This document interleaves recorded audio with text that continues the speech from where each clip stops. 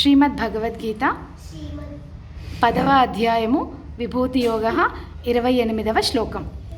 ఆయుధానామహం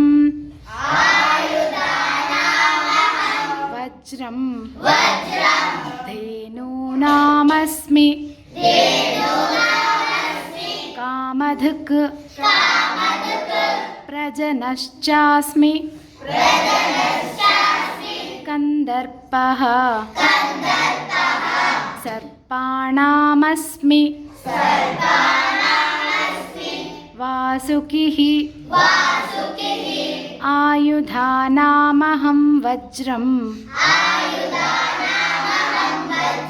ధేనూనామస్మి కామధుక్ ప్రజనశ్చాస్మి కందర్పః సర్పాణామస్మి వాసుకిః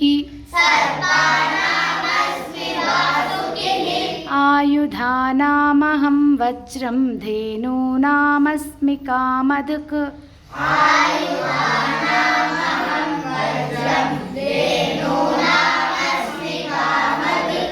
ప్రజనశ్చాస్మి కందర్పః సర్పాణామస్మి వాసుకిః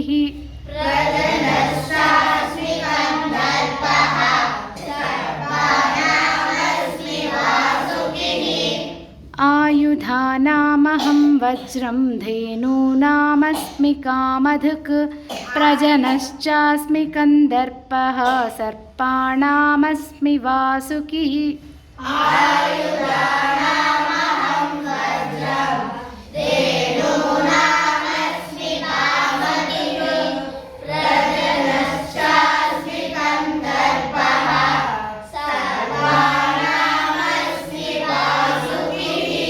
Jai Sriram.